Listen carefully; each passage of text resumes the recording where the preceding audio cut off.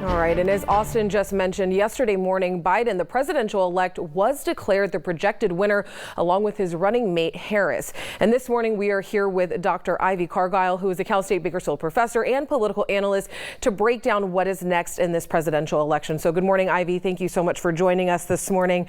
So first, I think everyone wants to know what is next. We see a lot of celebrations taking place around the country, but we know that the Electoral College doesn't actually vote until December. So let me ask you first, what exactly happened yesterday that made Joe Biden the projected winner of this race? Good morning. Thank you so much for having me this morning. So what happened yesterday morning at approximately 8:30 is that 20 electoral college votes were declared for Joe Biden and Kamala Harris. And so with those 20 electoral college votes, because the popular vote went for the Biden-Harris ticket, we saw that took the Biden-Harris campaign over the 270 electoral college vote threshold to 273. And then shortly thereafter, I believe Nevada was also called for Biden and Harris, giving them a total of 26 electoral college votes, getting them to the 279. So that's what happened. And so as a result, we have a president and a vice president elect for the 2020 election. All right. And can the Electoral College change this projection? So what you're discussing is what we call faithless electors, and that actually can't really happen, because what has evolved over the years is that the states have turned over the choosing of the electors to the political parties. So what this means is that the political parties for the state choose extremely loyal individuals who are going to go up to Capitol Hill in December to vote in favor of the candidate who won the popular vote. So, for example, in a swing state like Wisconsin, right, where it's not known if it's going to be the Republican candidate that's going to win the electoral college vote, the popular vote, or if it's going to be the Democrat that wins the popular vote. So, given what we saw happen over the course of the week, we saw that the Democratic candidates are the ones who won the popular vote. So, as a result, the Secretary of State then says, all right, Wisconsin Democratic Party, who are going to be your electors, right? And so now, because Wisconsin went for the Democratic ticket, then it's going to be a group of Democratic electors that is going to go up to Capitol Hill in December to actually cast their vote for the winning ticket. So that's why the idea of a faithless elector is really hard, because the political parties in all of the states work hard to make sure that the people that they choose from the state are loyal Republicans or loyal Democrats, depending on which side we're talking about. And also, will this go to the Supreme Court? Is there enough legal ground or proof for the administration to take their claims to the Supreme Court? And what would have to even be proven for that to happen? I mean, so at this point, that's the challenge that we're all having with all of the allegations that are being made in regards to sending the results so far to the courts, whether it be to the state courts or to the Supreme Court.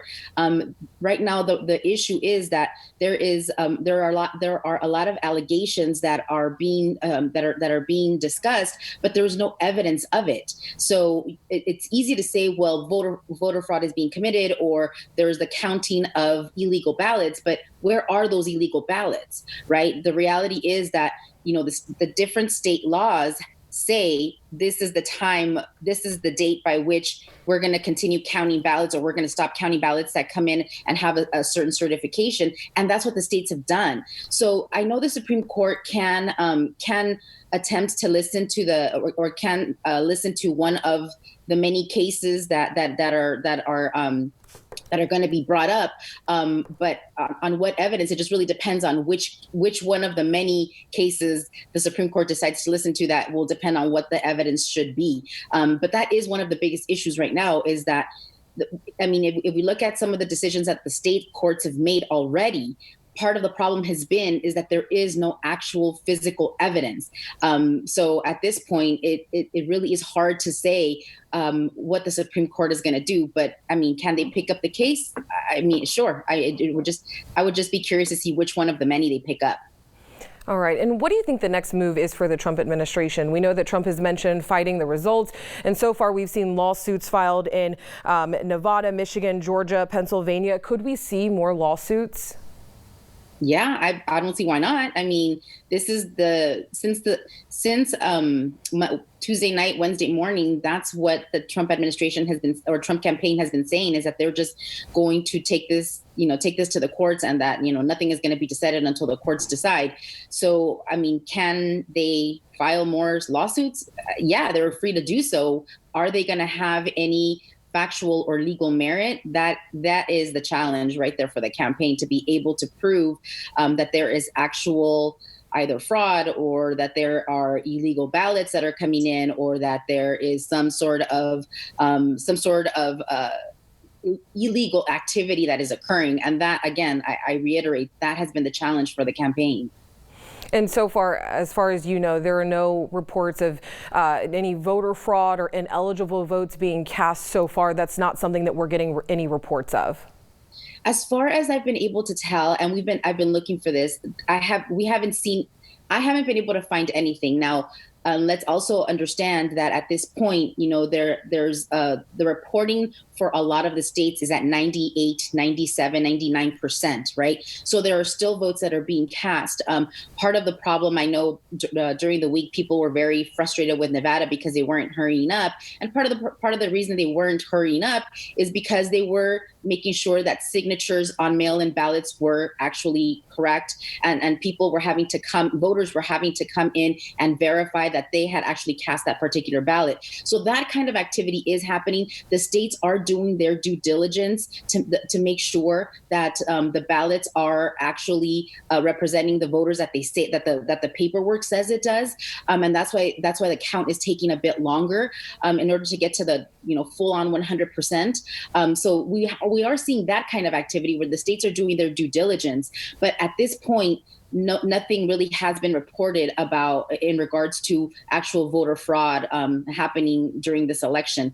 Is it the case that we're not going to find one or two ballots? Sure. I mean, there is that possibility, but at this point, we don't know of anything.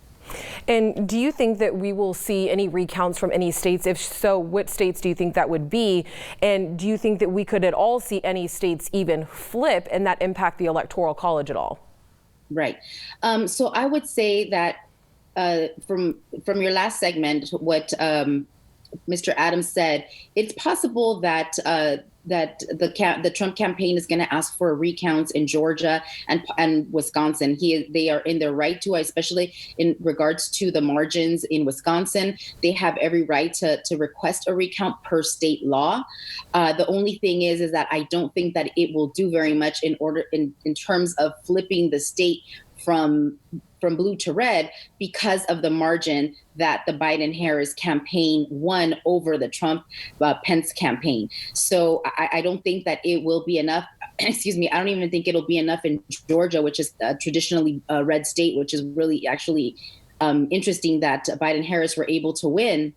I don't think that that a recount will do very much. And the other thing that needs to be taken into consideration is that recounts are extremely expensive, and that's something that falls on the campaign. So there was a recount in 2016 by Jill Stein in Wisconsin, and she can attest to how many millions of dollars it costs to actually get that done. So recounts are a challenge, but I don't think it'll change it very much. I don't think it'll change anything in terms of the outcomes. All right. And do you have any final thoughts on what is next, what voters should be prepared for over these next several weeks leading into December? I think we need to just wait and see. We should be prepared for surprises from the Trump-Pence campaign. They've been somewhat quiet this weekend, but we should look out to see what their next moves are starting tomorrow. I mean, courts and most things are closed over the weekend. I think we need to look out to see what their course of action is going to be starting tomorrow morning, and really pay attention to what they are alleging and what evidence they have for the allegations that they are making. I think really what we need to look for is be attuned to is what is the evidence, so that cogent and legitimate arguments can actually be made. All right, Ivy, thank you so much for joining us. Always a pleasure. And of course, if you miss this interview, we will have it on our website, turn to 23.com. Tori?